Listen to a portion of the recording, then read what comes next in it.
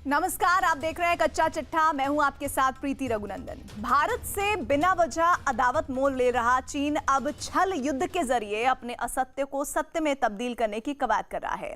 चीन के एक मशहूर विश्वविद्यालय के प्रोफेसर ने दावा किया है कि पूर्वी लद्दाख में भारतीय सेना के खिलाफ चीन की फौज ने लेजर हथियारों का इस्तेमाल किया था। चीन के रेनमिन विश्वविद्यालय के डिप्टी डीन जिन केनरोंग ने यह भी दावा किया है कि लेजर हथियारों से हुए हमलों के बाद भारतीय सेना पहाड़ की ऊंची चोटियों से पीछे हटने को मजबूर हो गई थी। लेकिन उनके इस दावे की हकीकत दुनिया के सामने आ गई है। पूरे विश्व को पता लग गया है कि भारत से मिली हार की झुंझुलाहट में चीन अब सफेद झूठ बोलने से भी बाज नहीं आ रहा है, क्योंकि लेजर हथियार भारत के पास भी हैं जिनका इस्तेमाल वो भी कर सकता है। यही नहीं, जिन केनरोंग ने लेजर हथियारों के इस्तेमाल का दावा तो कर दिया, लेकिन चीन की सरकार ने इस पर कोई आधिकारिक बयान नहीं दिया है। मतलब आईने की तरह साफ है कि चीन माइंड गेम खेल रहा है और भारत के हाथों मिली शिकस्त से बुरी तरह बौखलाया हुआ है।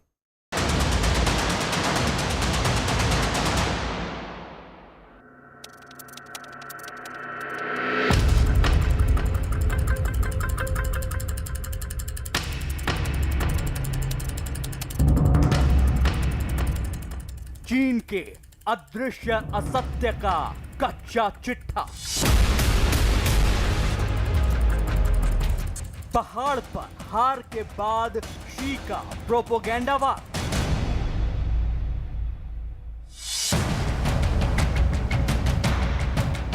चीन के सबसे बड़े झूठ का सबूत लेजर हथियार।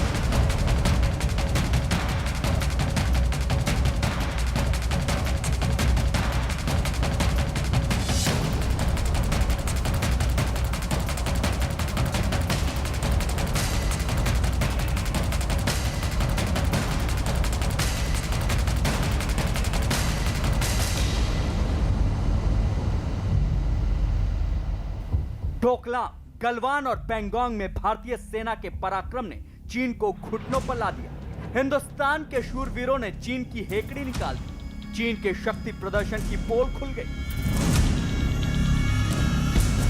शेखी बघारने वाली पीपल्स लिबरेशन आर्मी का सच पूरी दुनिया के सामने आ गया। तो भारत के मजबूत इरादों और रणनीति से चीन इस कदर हिल चुका है कि अब वो मानसिक बढ़त हासिल करने के लिए प्रोपोगेंडा फैलाने में लगा हुआ है। चीन झूठ की बुनियाद पर अपनी ताकत की नुमाइश कर यह साबित करना चाहता है कि उसने भारत के सामने कड़ी चुनौती पेश की। चीन पूरी दुनिया के सामने यह साबित करना चाहता है कि गलवान और पैंगोंग में उसकी सेना ने भारत को नाको चने चबवाए। और शायद यही वजह है कि उसने एलएसी के पास दोनों सेनाओं के बीच हुई झड़प पर प्रोपोगेंडा वार का नया दांव चला है।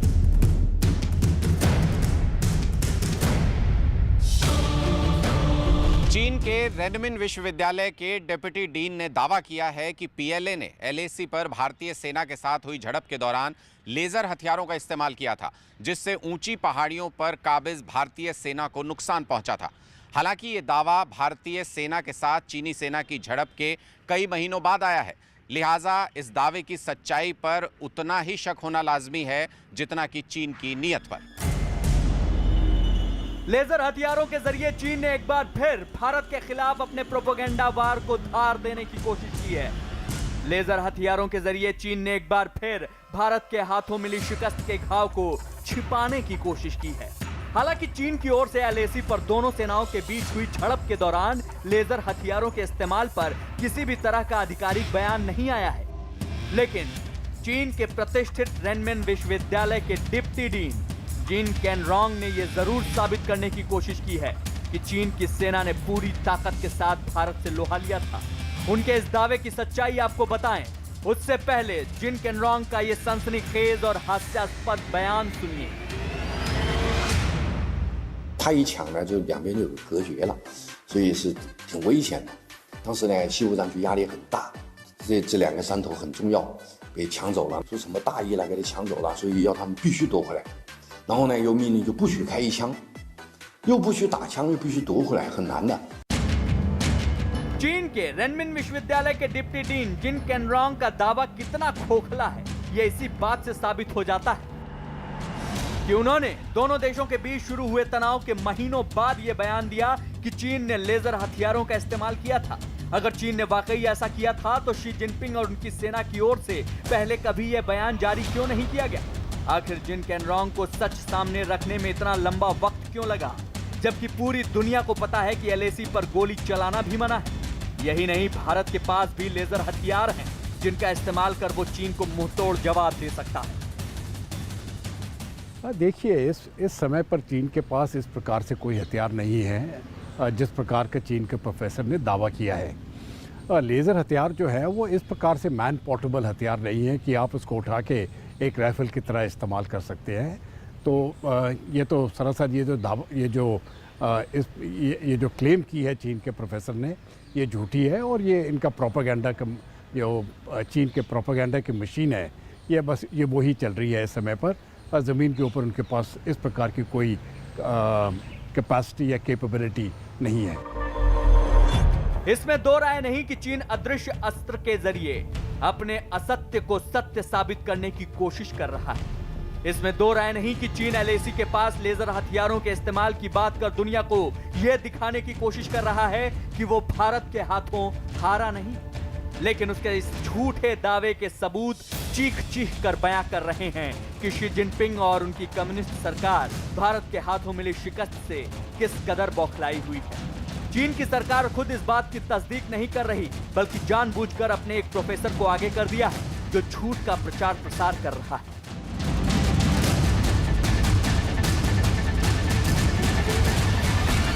अब सवाल ये कि लेजर हथियार आखिर होते क्या हैं, जिनका भारत के खिलाफ इस्तेमाल का दावा चीन के रेनमिन विश्वविद्यालय के प्रोफेसर ने किया है।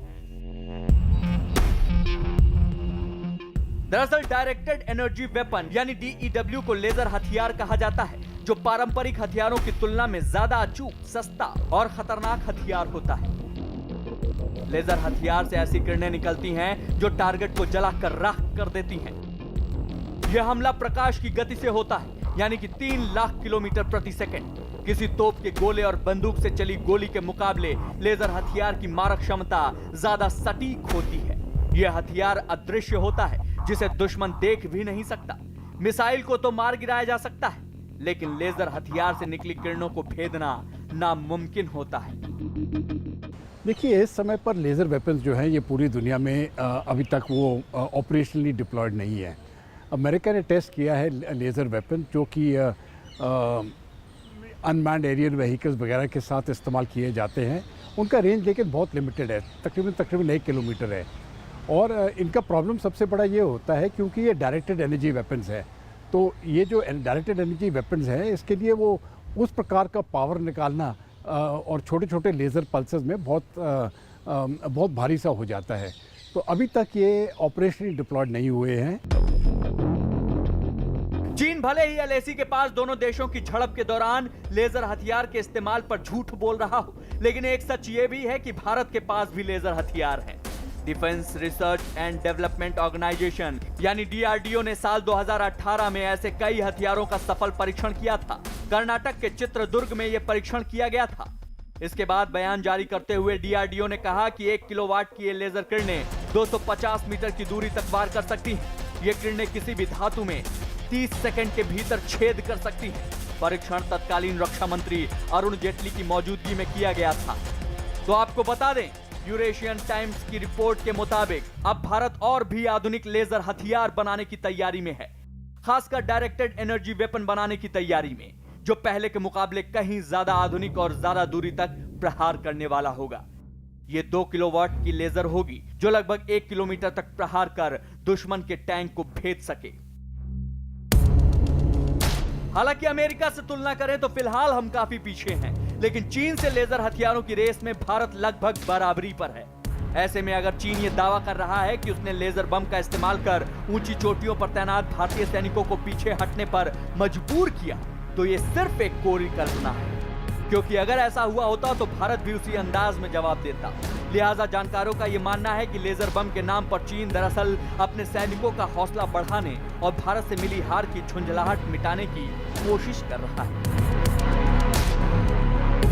चीन दावा कर रहा है कि उसने भारत के खिलाफ, भारतीय सेना के खिलाफ लद्दाख में लेज़र वेपन्स का इस्तेमाल किया था, जो कि सरासर बकवास है, गप मार रहा है।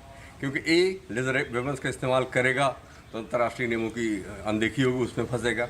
और दूसरा, लेज़र वेपन्स का इस्तेमाल करके इतने मामूली सी मुठभेड़ को थोड़ा निपटा जाता है, इसलिए उसकी झूठ है। चीन में इस तरह से माहौल बनाने की कल्चर है और वही हो रहा है।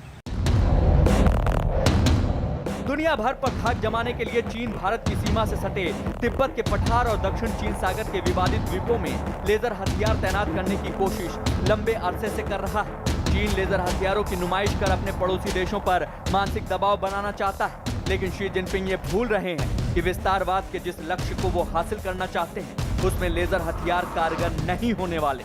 लेजर हथियारों पर इतराना उनकी सबसे बड़ी चूक होगी, क्योंकि भारत के पास भी ऐसे ही हथियार मौजूद हैं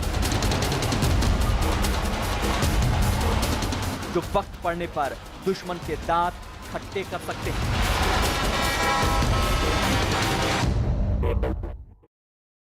आपने देखी चीन के लेजर हथियार वाले शिगुफे की सच्चाई, लेकिन क्या आपको ये पता है कि जिन हथियारों के बूते वो सुपर पावर बनने का ख्वाब देख रहा है, उन्हें चलाने वाले हाथ ही चीन के पास नहीं है। दरअसल पीपल्स लिबरेशन आर्मी सैनिकों की कमी से जूझ रही है।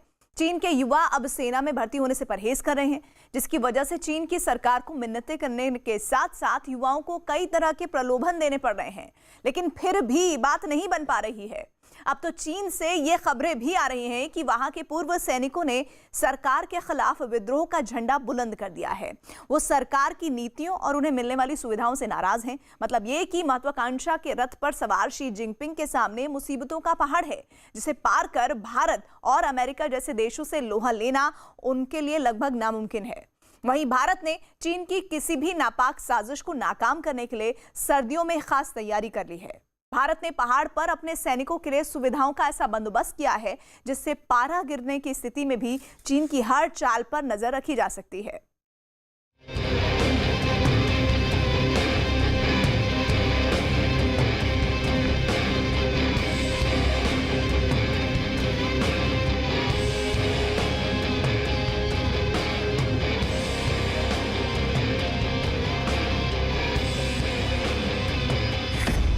सैनिकों की घटती संख्या से बढ़ी चीन की चिंता।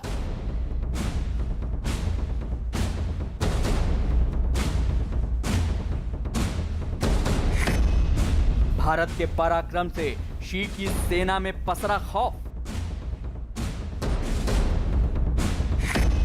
शी जिनपिंग की पुकार पर सेना का इनकार।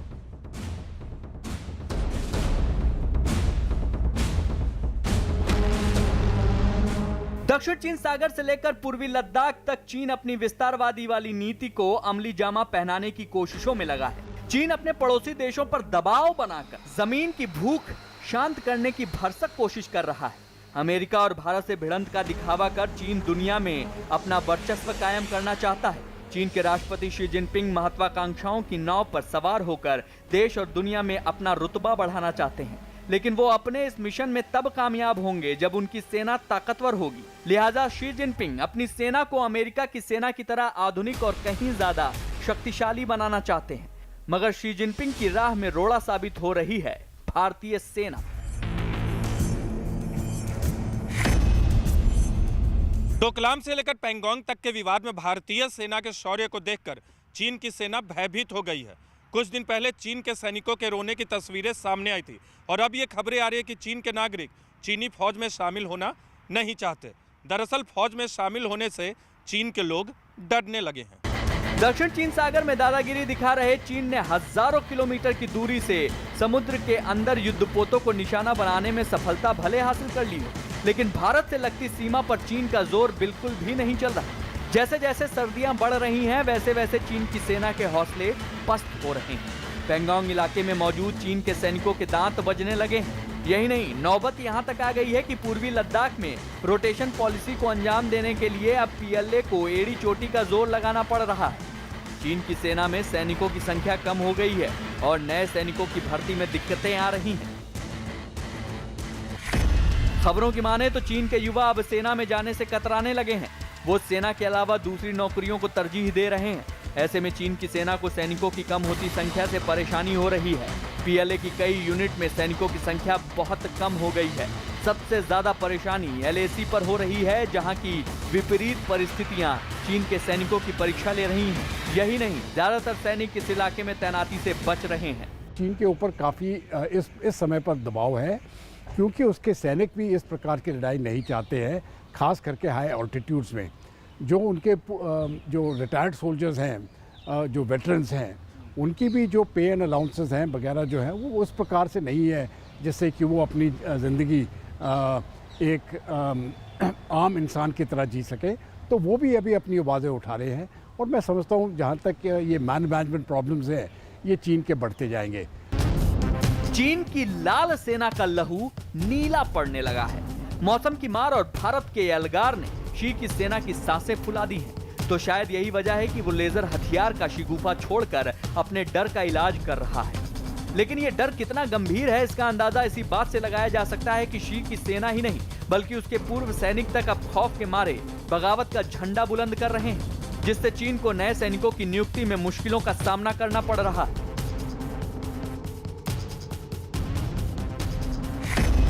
आपको जानकर हैरानी होगी कि चीन के करीब 6 करोड़ पूर्व सैनिक सरकार से नाराज हैं। वो रिटायरमेंट के बाद मिलने वाली सुविधाओं से नाराज हैं। लिहाजा चीन की सरकार पूर्व सैनिकों के विरोध को दबाने के लिए अब उन्हें प्रलोभन दे रही है। यही नहीं, पिछले साल जनवरी में 19 पूर्व सैनिकों को विद्रोह करने की वजह से गिरफ्तार भी किया था। चीन की सरकार जिस सेना के बूते दुनिया पर अपना दबदबा कायम करना चाहते हैं, उसी के हौसले पस्त है। ऐसे में चीन के राष्ट्रपति शी जिनपिंग की महत्वाकांक्षाओं को धक्का लगना तय है, क्योंकि अपने सेना के भरोसे ही वो दुनिया के ताकतवर देशों से टक्कर लेने की हिमाकत करते रहे हैं। पीपल्स लिबरेशन आर्मी की स्थापना के 100 साल 2027 में पूरे होंगे और चीन तब तक एक पूरी तरह आधुनिक सेना का निर्माण करना चाहता है। ऐसी सेना जो अमेरिका की तरह अत्याधुनिक हो और किसी भी लक्ष्य को हासिल करने में सक्षम। लेकिन मौजूदा हालात इस बात की तस्दीक कर रहे हैं कि चीन के लिए ऐसी फौज बना पाना आसान नहीं, बल्कि उसके लिए तो नए रंग रूटों की भर्ती करना भी मुश्किल हो चला है। भारत से मिल रही चुनौतियों और भारतीय सेना के हाथों मिली शिकस्त से चीन हिल चुका है। चीन के नागरिकों में अब इतनी भी हिम्मत नहीं बची कि वो अपनी फौज में शामिल होकर राष्ट्र रक्षा में योगदान दे सके।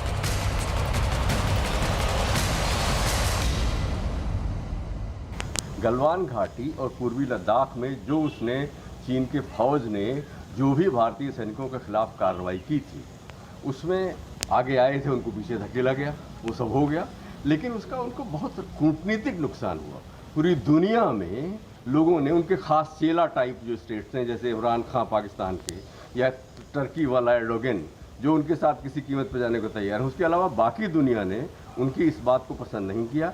दुनिया के बड़े देशों ने निंदा भी की, और उसी का नतीजा ये है चीन की मनबढ़ जो एटीट्यूड है, उसी के खिलाफ पूरी दुनिया में लोग उनके खिलाफ लामबंद हो रहे हैं। चीन की सेना का सच सामने आ चुका है, उसका खौफ सामने आ चुका है, और ये भी पता लग चुका है कि चीन की सेना भारत से टकराना तो दूर, उलझने की भी हिम्मत नहीं रखती।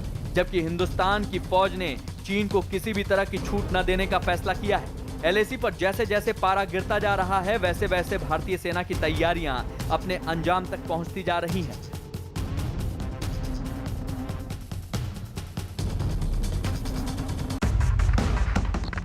पूर्वी लद्दाख में भारत और चीन के बीच गर्मियों में शुरू हुआ विवाद अब सर्दियों तक पहुंच चुका है। नवंबर का तीसरा हफ्ता खत्म होने को है और लद्दाख में पारा माइनस में पहुंच चुका है। गलवान, पेंगोंग और दक्षिणी पेंगोंग के इलाकों की ऊंची चोटियों पर तापमान -20 से -25 तक गिर गया है। ऐसे में भारतीय सेना अपनी जमीन पर कब्जा जमाए रखने के लिए खास रणनीति पर काम कर रही है। ठंड में अपनी पकड़ बनाए रखने के लिए भारतीय सैनिकों की तैनाती रोटेशन पॉलिसी के तहत की जा रही है। ऊंची चोटियों पर सैनिकों को 12 से 15 दिन में बदला जा रहा है। तो वहीं लद्दाख में जवानों के लिए स्मार्ट कैंप भी तैयार किए गए हैं, जिनमें बिजली, पानी और कमरे को गर्म रखने वाले हीटर, स्वच्छता और स्वास्थ्य संबंधी सभी जरूरतों को पूरा कर लिया गया है। ये हमारे ट्रूप्स सैचन पे भी पूरे साल भर डिप्लॉयड है, तो ये उस प्रकार की काबिलियत भारत में आ गई है, और उसी प्रकार का इक्विपमेंट और क्लोथिंग भी जवानों के पास है। लेकिन ये बात सही है कि ज़्यादा देर पर एक जवान वहाँ पर रह नहीं सकता है, इसलिए ये रोटेशन सिस्टम लगाया गया है। सैचन में भी रोटेशन होती है, और अभी लद्दाख, ईस्टर्न लद्दाख में जहाँ पर भी डिप्लॉयड है, वहाँ पर भी ज़मीन के मुताबिक और ऑल्टीट्यूड के मुताबिक जवानों की रोटेशन होगी और जाके उनका मोराल जो है और जो उनकी सेहत है वो पूरी तरह से सही रहे। फिलहाल भारतीय सैनिक पूर्वी लद्दाख यानी पेंगोंग झील के दक्षिणी किनारे पर ठाकुंग से लेकर रेजोंगला तक तैनात हैं। इनमें से ब्लैक टॉप, मुखपरी, रेजोंगला, रेचिनला जैसी चोटियों पर 29 से लेकर 31 अगस्त तक कब्जा किया गया था।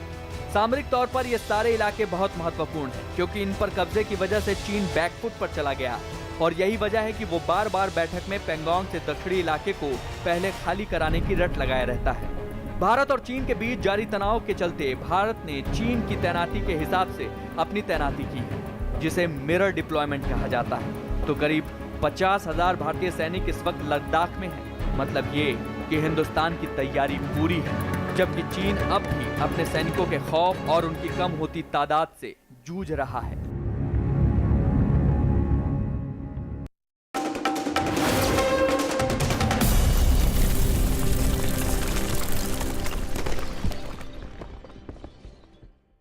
चाहे कोई भी